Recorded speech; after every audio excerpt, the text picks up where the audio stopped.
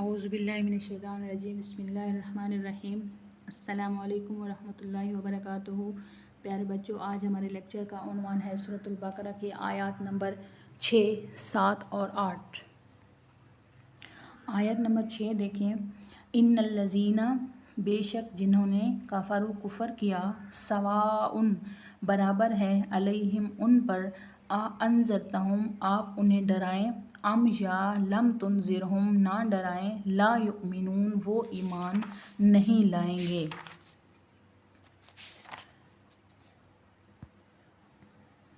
یہ آیت ان لوگوں کے بارے میں ہے جن کے دل حق کے لیے بند ہو چکے ہیں، نہ ان پر ڈر کا اثر ہوتا ہے، نہ ہی تبلیغ کا۔ یہ انکار حق میں اتنے آگے بڑھ چکے ہیں کہ ان کے دلوں پر مہر لگ چکی ہے۔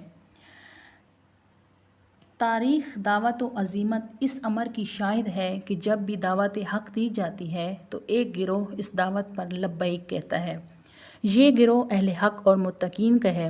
دوسرا گروہ نہ صرف انکار کرتا ہے بلکہ اس کی مخالفت پر ڈٹ جاتا ہے۔ قرآن کی اصطلاح میں یہ کفار کا گروہ ہے، اور تیسرا گروہ منافقین کا ہے جو زبان سے دعوت حق کا اقرار کرتا ہے لیکن دل سے انکار کرتا ہے۔ چنانچہ قرآن مجید نے آغاز میں ہی بنی نوع انسان کو 3 گروہوں میں تقسیم کر دیا ہے۔ پہلے گروہ کا تذکرہ متقین کی صورت میں ہو چکا ہے۔ اب آیت نمبر 6 اور 7 میں دوسرے گروہ کی خصوصیات بیان کی جاتی ہیں۔ ان آیات میں اللہ تعالیٰ نے اہل کفر کے اس انتہا پسند گروہ کی نفسیاتی کیفیت کا نقشہ کھینچا ہے جو صرف دشمنی، ذاتی مفاد، اپنا فائدہ اور ہٹ دھرمی کے باعث عملاً کفر کی راہ اختیار کرتا ہے۔ کفر کے لغوی معنی چھپانا اور پردہ ڈالنا کے ہے۔ اس آیت کی شان نزول کے بارے میں حضرت عبداللہ بن عباس نے یہ لکھا ہے کہ حضور صلی اللہ علیہ وسلم کو یہ غم تھا کہ اہل مکہ قرآن حکیم سننے اور معجزات دیکھنے کے باوجود اپنے کفر پر کیوں اڑے ہوئے ہیں، یہ لوگ سب کے سب ایمان کیوں نہیں لاتے۔ اس پر خداوند کریم نے رسول اللہ صلی اللہ علیہ وسلم کو تسلی دیتے ہوئے یہ آیات نازل کی۔ چنانچہ رسول اللہ صلی اللہ علیہ وسلم کو بتایا جا رہا ہے جو لوگ کفر پر جمع ہوئے اس کا سبب یہ نہیں کہ آپ کے طریقے تبلیغ میں کوئی کمی رہ گئی ہے یا آپ جو پیغام حق لے کر آئے ہیں وہ ناقص ہے، بلکہ یہ لوگ اپنی ضد اور اپنی انا میں اور اپنے تکبر میں دعوت حق کی مخالفت کر رہے ہیں، مسلسل نافرمانی اور سرکشی سے قبول حق کی طاقت کھو بیٹھے ہیں، اب سرے سے یہ صلاحیت بھی ان میں ختم ہو گئی ہے۔ آیت نمبر 7، ختم اللہ تعالیٰ نے مہر لگا دی ہے، علی قلوبہم ان کے دلوں پر، وعلی سمعہم وعلی ابصارہم۔ تو ختم اللہ علی قلوبہم، ختمہ کے معنی کیا ہوتے ہیں؟ موم یا راکھ سے کسی چیز پر ٹھپا لگانا یا خط پر مہر لگانا کے ہیں، اب کوئی چیز اس میں داخل نہیں ہو سکتی۔ اس آیت میں ان لوگوں کی حالت کو مزید واضح کیا گیا ہے جو حق کا انکار کرتے ہیں۔ اللہ تعالیٰ نے ان کے دل، کان اور آنکھیں حق کے اثر سے محروم کر دی ہیں، یہ سزا ان کے مسلسل انکار کی وجہ سے ہے۔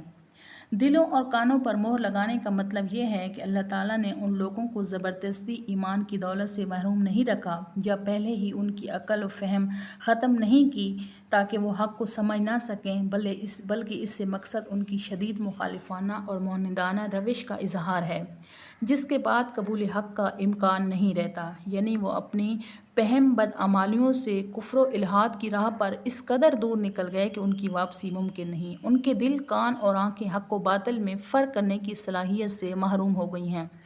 دل شعور تو رکھتا ہے لیکن چیز کا فہم نہیں رکھتا، آنکھیں دیکھتی تو ہیں لیکن عبرت حاصل نہیں کرتی، کان سنتے تو ہیں مگر نصیحت نہیں پکڑتے۔ یہ سب کیفیات ان کی خود پیدا کرتا ہے، جو گویا کہ جب انہوں نے ان بنیادی امور کو رد کر دیا جن کا ذکر اوپر کیا گیا ہے اور اپنے لیے قرآن کی پیش کردہ راستہ کے خلاف دوسرا راستہ پسند کر لیا تو اللہ تعالیٰ نے ان کے دلوں اور کانوں پر مہر لگا دی ہے۔ وَمِنَ النَّاسِ اور کچھ لوگ، من جو یقول کہتے ہیں، آمنا ہم ایمان لائے، باللہ اللہ پر، وبالیوم الآخر قیامت کے دن پر، وما اور حالانکہ ہم وہ سب مؤمنین مومن نہیں ہوتے۔ اور بعض لوگ ایسے بھی ہیں جو کہتے ہیں کہ ہم ایمان لائے اللہ پر اور قیامت کے دن پر، حالانکہ وہ ایمان لائے نہیں ہوتے، یعنی ان کے دل میں ایمان نہیں ہوتا۔ یہ آیت ان منافقین کے بارے میں ہے جو زبان سے ایمان کا دعویٰ کرتے ہیں لیکن دل سے ایمان نہیں رکھتے، ان کا مقصد صرف دنیاوی فائدہ حاصل کرنا ہوتا ہے۔ ان آیات مبارکہ میں تیسرے انسانی گروہ کا ذکر کیا گیا ہے جنہیں قرآنی اصطلاح میں منافقین کہا جاتا ہے۔ منافقین کی تعریف یہ ہے کہ زبانی دعویٰ اسلام اور ایمان کا کرے لیکن دل میں کفر و الحاد سمایا ہوا ہو، اس کے ظاہر و باطن میں فرق ہو، قول و فعل میں تضاد ہو۔ منافقین بھی ملحد و کافر ہی ہوتے ہیں مگر اپنے کفر پر مکر و فریب کا پردہ ڈالے رکھتے ہیں۔ ایک اسلامی معاشرے میں اور صلاح نظام کے استحکام کے لیے ان کا وجود ستم قاتل ہے۔ یہ گھر کے بھیدی اور کفار سے بھی زیادہ خطرناک ثابت ہوتے ہیں، اس لیے قرآن کریم نے اس ننگ انسانیت گروہ کی شدید مذمت کی ہے اور ان کا ذکر بھی زیادہ تفصیل سے کیا ہے تاکہ معاشرہ میں ان کی شناخت ہو سکے اور اہل اسلام ان کے شر سے محفوظ رہ سکیں۔ نفاق کی دو بڑی قسمیں ہیں اور یہ دونوں قسم کے منافق عہد رسالت میں مدینہ منورہ میں موجود تھے۔ حقیقی یا اعتقادی منافق جس میں ایمان سر سے ہوتا ہی نہیں، ان کی سزا دائمی دوزخ ہے اور وہ جہنم کے سب سے نچلے طبقے میں ہوں گے۔ ان المنافقین فی الدرک الاسفل من النار ولن تجد لهم نصیرا۔ بے شک منافق دوزخ کے سب سے نچلے درجہ میں ہوں گے اور تو ہرگز ان کا کوئی مددگار نہ پائے گا۔ مجازی منافق تذبذب کا شکار ہوتا ہے، اس میں ایمان کے تقاضے پورے کرنے کی ہمت نہیں ہوتی اور گناہوں کا ارتکاب کرنے پر دلیر ہوتا ہے، اسلام کے لیے قربانیوں اثار سے گریز کرتا ہے۔ آیت بالا میں اللہ تعالیٰ نے منافقین کی مندرجہ ذیل علامتوں کا خصوصی ذکر کیا ہے۔ جھوٹا دعوی ایمان، سورۃ البقرہ کی آیت نمبر 8، آمنا باللہ وبالیوم الآخر۔ دھوکہ دہی، سورۃ البقرہ کی آیت نمبر 9، یخادعون اللہ۔ دلوں کی بیماری، فی قلوبہم مرض۔ دنیادی مفاد، شریعت پر عمل سے گریز۔